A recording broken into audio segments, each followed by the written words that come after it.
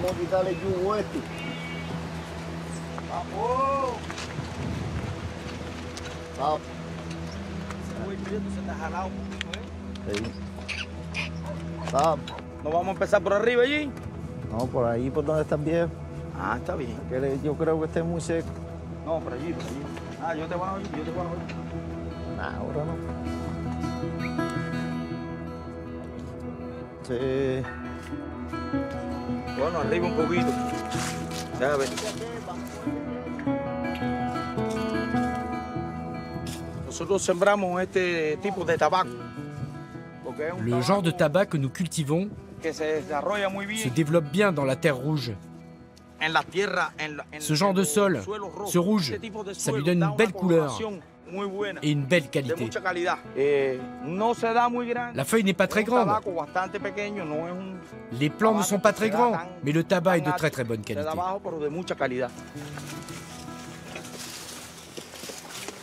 La qualité du tabac des frères Vasquez ne vient pas seulement de la richesse de leur sol. Elle vient aussi de leur méthode de production. Ils travaillent sans aucun pesticide.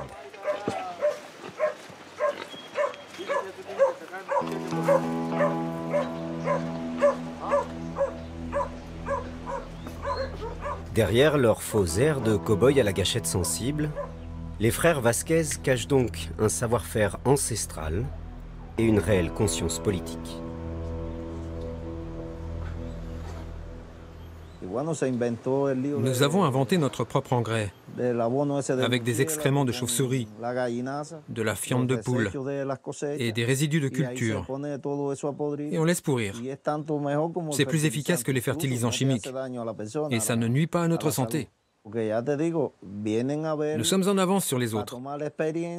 Les gens viennent de l'étranger pour apprendre nos méthodes et les appliquer dans leur pays. Ici, on a reçu des délégations de France, du Venezuela, d'Allemagne et de plein d'autres pays. Ils viennent voir et apprendre comment on fabrique nos engrais bio.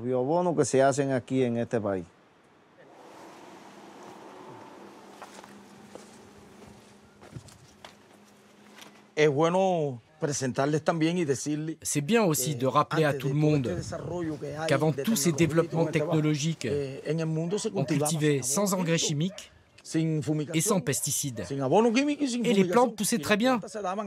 Elles étaient grandes et belles. Alors ce serait bien de savoir ce qu'on veut. Revenir à nos vieilles méthodes ou continuer comme on le fait. Si on continue, c'est la planète qu'on détruit. Et nous-mêmes. Et si on détruit l'espèce humaine, à quoi bon continuer?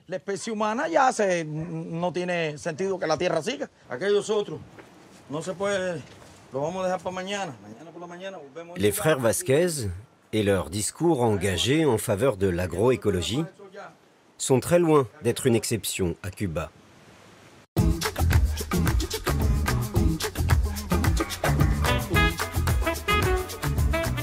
En général, on vient sur la plus grande île de la Caraïbe pour ses lumières improbables, ses rythmes salsa et cette ambiance unique de la Havane, comme figée dans les années 60.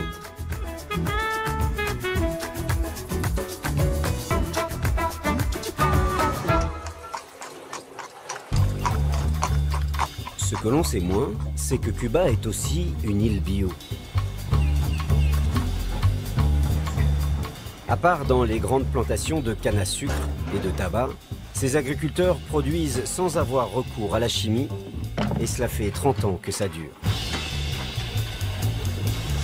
Malgré les contraintes du blocus américain, les paysans ont développé un savoir-faire à part.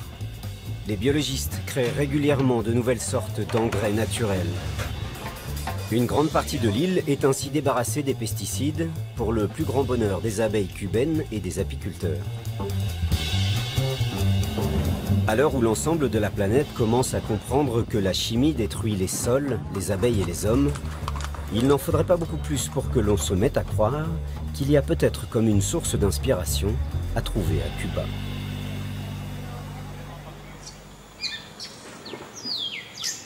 À une vingtaine de kilomètres de la Havane, la Finca Marta. Cette ferme paisible est en quelque sorte le temple du bio cubain. Le patron, Fernando Fuentes, fut l'un des pionniers de la culture sans pesticides. Pas besoin de le pousser beaucoup pour faire le tour du propriétaire, il est très fier de sa ferme.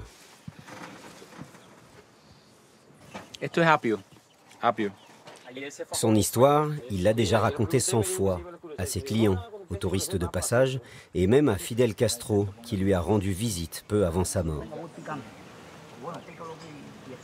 C'est un système de culture en terrasse. Quand on est arrivé ici, il y avait plein de pierres. Les gens me disaient que la terre était trop rocailleuse pour être cultivée. Mais moi, je leur répondais, on va se servir de ces pierres. On les a récupérées et avec, on a construit des terrasses. Ces pierres nous ont été très utiles parce que le terrain est peu profond, seulement 10 cm. Et il est peu fertile, il est très lourd, très argileux. Mais avec les années, on a réussi à améliorer la qualité du sol. Ce qui est important, c'est que ce système nous permet de cultiver tout au long de l'année. C'est une production bio-intensive. Ça veut dire que sur beaucoup de parcelles, nous faisons 7 à 8 récoltes par an.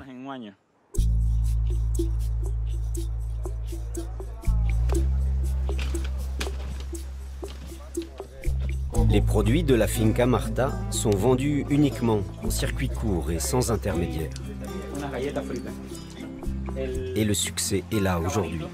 La ferme emploie une trentaine de personnes. Elle produit plus de 50 variétés de fruits et légumes et elle alimente une trentaine de restaurants privés et d'hôtels de la Havane. J'ai commencé à étudier l'agronomie en 1990. Et j'ai fait partie de ceux qui ont fait évoluer les mentalités. On a changé la façon de voir l'agriculture. J'étais alors étudiant et mes parents étaient chercheurs dans un institut scientifique. Et avec l'aide d'autres agriculteurs, de professionnels, de techniciens, nous avons fondé un mouvement cubain pour l'agriculture biologique. Et nous avons estimé, à ce moment-là, que la voie la plus sûre pour l'avenir de l'agriculture cubaine, c'était le bio et l'agroécologie. Ceux qui ont développé l'agroécologie à Cuba, comme Fernando, ne l'ont pas fait uniquement par conviction. Ils n'ont pas vraiment eu le choix car l'histoire du monde s'en est mêlée.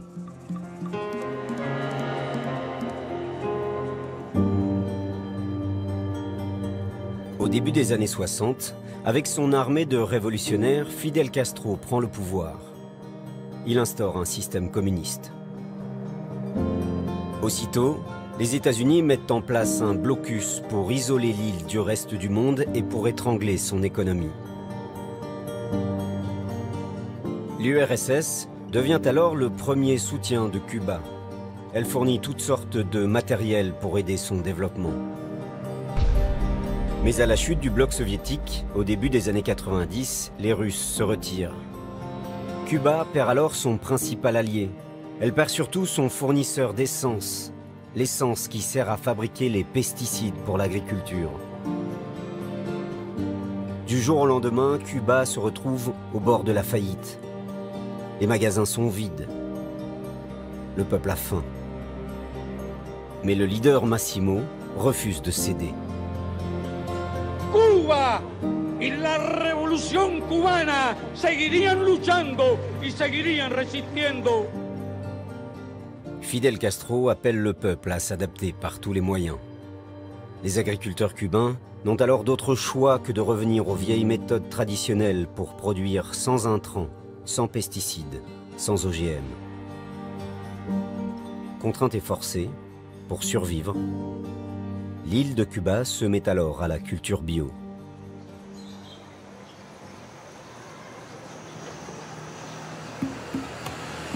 C'est durant cette même période qu'est né un concept cubain un peu à part, les organoponicos. Ce sont des fermes situées en plein cœur de la ville ou dans la proche banlieue. Il y en a plus de 4000 aujourd'hui à Cuba. Elles produisent 1 500 000 tonnes de légumes chaque année. Yubi et El Tigre, son collègue, sont des paysans de la ville. Ils sont peut-être un peu râleurs, mais ils sont très fiers de leur ferme urbaine. Esto sí hay que echarle un poquito de agua. Sí, eso hay que echarle agua. Aquello de atrás, mira, yo no quiero ni irla. No, aquello está seco. O sea, pero claro, no se dio nada. Eso. Ojalá hubiera el sistema este de riego.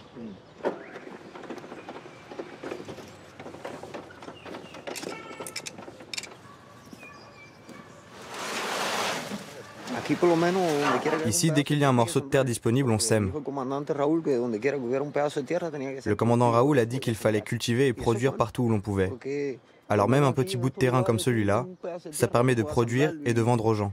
On peut nourrir le peuple comme ça. C'est bien, ça aide la population, toutes ces cultures.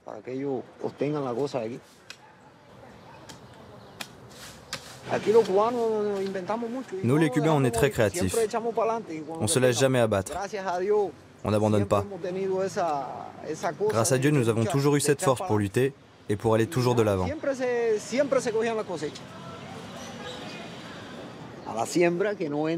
Ce filet, il est là pour empêcher les rayons du soleil d'entrer trop brutalement. Il permet d'éviter de brûler les cultures. Il les protège aussi de la pluie. Avec ça, l'eau ne tombe pas directement sur les plantes. Ça protège les petites feuilles qui sont plus fragiles et l'eau coule plus doucement. C'est pour ça qu'on a mis ce filet. Mais l'installation n'est pas complète, parce qu'on n'a pas assez d'argent. La situation économique est difficile. Si on avait les moyens d'installer un filet partout, ce serait beaucoup mieux. Mais on ne peut pas. Ici, pour se débarrasser des espèces invasives, pas de glyphosate, pas de produits phytosanitaires. C'est le règne de la débrouille et du système D. Le chef de brigade, Geraldo Barroso, a fait par exemple planter cette unique rangée de maïs. Elle n'est pas destinée à produire. C'est ce qu'il appelle une barrière vivante. Regardez tous ces parasites. Ce sont des insectes nocifs pour les cultures. Ils viennent ici pondre leurs œufs et ils restent bloqués dans le maïs. C'est une façon d'éviter qu'ils envahissent les autres cultures. C'est une barrière vivante. Son rôle, c'est de se faire attaquer par les insectes nocifs et de les retenir. De cette façon, elle protège le reste de nos cultures.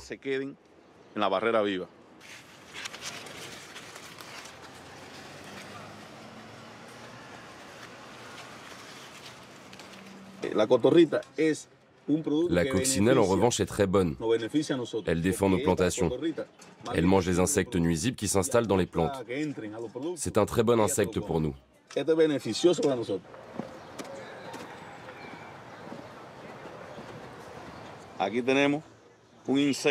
Ici, vous voyez, il y a un insecte qui est resté collé. C'est un piège blanc. C'est la couleur qui les attire.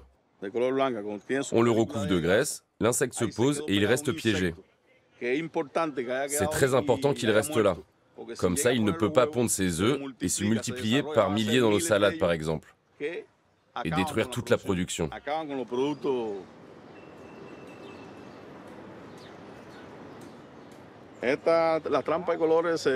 Ces pièges de différentes couleurs ont été inventés après la chute du bloc socialiste et de l'Union soviétique. À ce moment-là, Cuba s'est retrouvée isolée. La culture organoponique a été créée comme une voie alternative pour pouvoir nourrir le peuple. Ce genre d'inventions cubaines ont été trouvées à cette époque.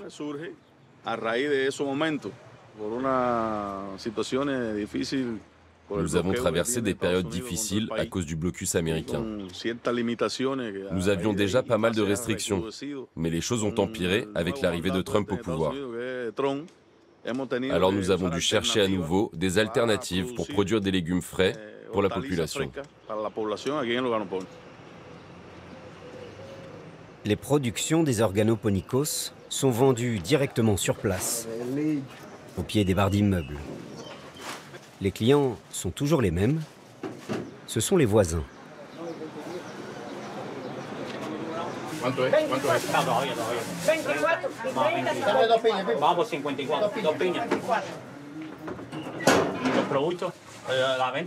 Tous les produits qu'on vend ici ont été récoltés le matin même, vers 4 ou 5 heures.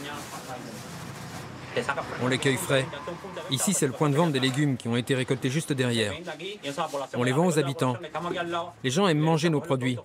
Ils savent qu'ils sont frais, ils n'ont pas été stockés ou transportés pendant des heures.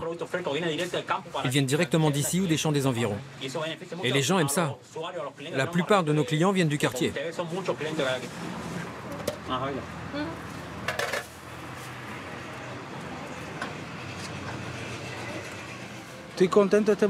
Moi, j'apprécie ce point de vente pour plusieurs raisons.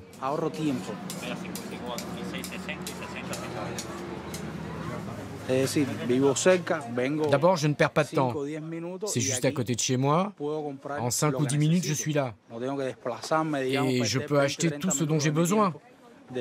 Je ne perds pas 20 ou 30 minutes de mon temps de travail dans les transports. C'est juste à côté. Et en plus, ce sont des fruits et des légumes qui sont cultivés sur place. Je sais que tout ce que j'achète ici est frais et sain. Le goût est naturel et il n'y a pas de produits chimiques. Vamos, Alejandro, que tienes que venir conmigo. Vamos al lado mío. À Cuba, on mange sain, mais on ne mange pas bien. Sain, parce que les produits sont sans pesticides et sans produits chimiques, mais on ne mange pas bien.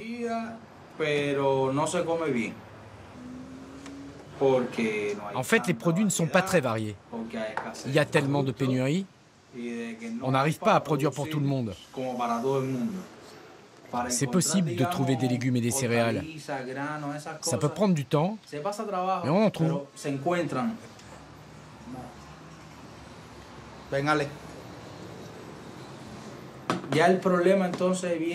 Le problème, c'est quand on veut acheter des produits importés, comme la viande de porc, de bœuf ou de poulet. Toutes les viandes aujourd'hui sont importées et elles sont très chères. La plupart des gens ne peuvent pas se le permettre. On a une expression ici pour ça. On dit « le Cubain ne vit pas, le Cubain survit ». Ce genre d'expression n'est pas de celle que l'on répète dans les écoles de la Havane. Ici, on enseigne les bienfaits de la production locale et du bio dès le plus jeune âge, pour susciter des vocations. Lorsqu'un inspecteur du ministère de l'Agriculture est en visite, comment dire, pas de place pour l'improvisation. Dans notre municipalité, la production de légumes frais et d'épices se fait sur les terrasses, dans les potagers ou dans les fermes urbaines. Les différentes variétés sont plantées en fonction du terrain et en tenant compte des besoins de la population et de ce qui est bon pour la santé de l'être humain. L'ulcère de l'estomac peut être soulagé quand on consomme du jus de chou, en salade ou cuit.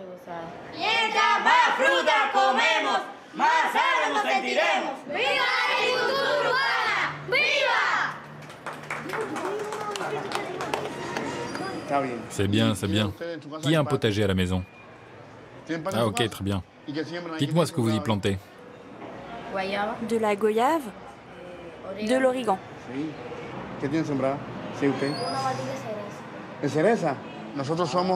Je fais partie du groupe national pour l'agriculture urbaine, suburbaine et familiale. Nous devons évaluer comment les communes mettent en place les cultures urbaines. En ce moment, on a des pénuries de légumes à Cuba. Du coup, nous encourageons la population à produire par elle-même. L'agriculture urbaine est une agriculture à petite échelle et à cycle court. On peut récolter rapidement. C'est pour cette raison que nous encourageons les gens à planter. Pas seulement dans les grandes fermes, mais aussi sur les toutes petites parcelles.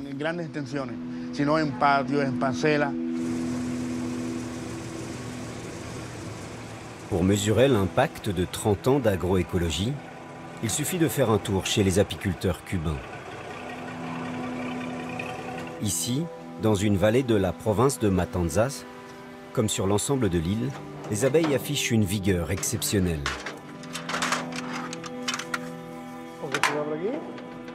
Chacune des 200 ruches de l'exploitation des frères Fundora produit jusqu'à 160 kg de miel par an. C'est 3 fois plus qu'une ruche européenne moyenne.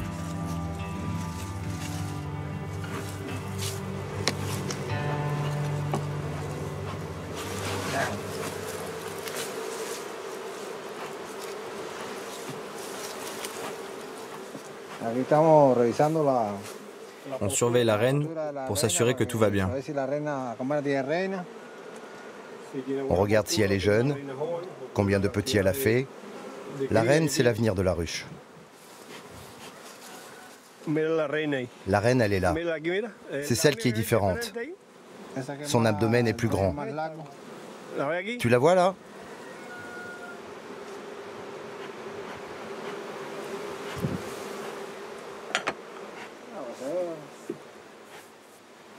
Là, on nettoie les ruches pour que les abeilles puissent faire leur transhumance vers une autre plaine, là où la floraison est plus importante, dans le sud de la province.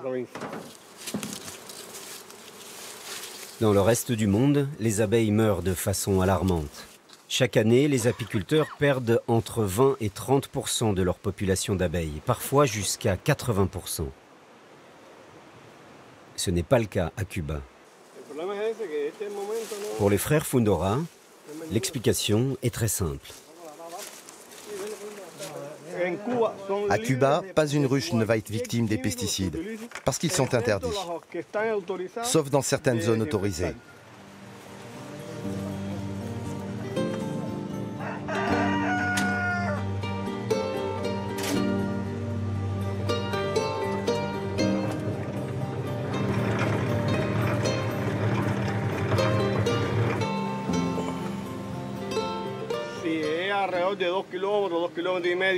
L'abeille vole et travaille dans un rayon d'environ 2 km. Dans ce rayon, il n'y a aucun pesticide, aucun fertilisant chimique. Et tout ça, c'est d'ailleurs la garantie de la bonne qualité du miel qu'on va consommer par la suite.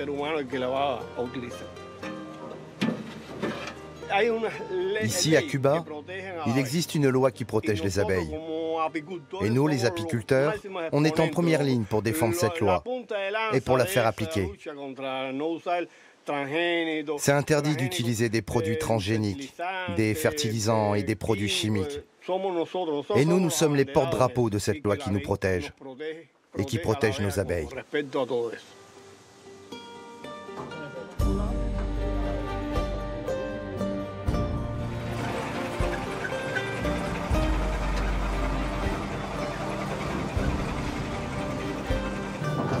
Les frères Fundora comptent parmi les plus gros producteurs de miel de Cuba. Mais c'est l'apiculture de l'île tout entière qui est en train de vivre son heure de gloire. La production annuelle dépasse les 9000 tonnes. Depuis quelques années, le miel labellisé bio de Cuba compte parmi les produits de l'île qui s'exportent le mieux, avec le cigare et le rhum. Aujourd'hui, les scientifiques tirent la sonnette d'alarme. Les abeilles disparaissent partout sur la planète et l'humanité tout entière est menacée.